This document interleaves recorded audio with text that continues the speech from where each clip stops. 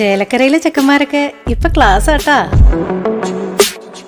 അതിനൂതന hi tech സാങ്കേതിക വിദ്യകളോടെ വൻ നഗരങ്ങളെ പോലും വെല്ലുന്ന സൗകര്യങ്ങളുമായി നമ്മുടെ ചേലക്കരയിൽ Naturals beauty parlour, doctors tower, near bus stand, Chelakkara.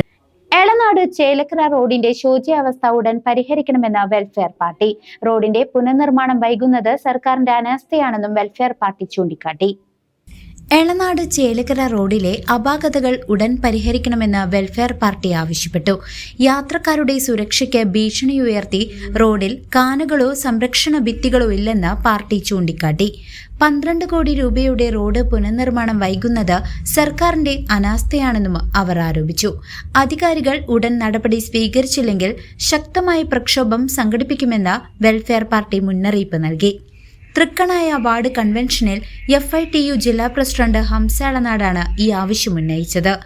News desk CCV.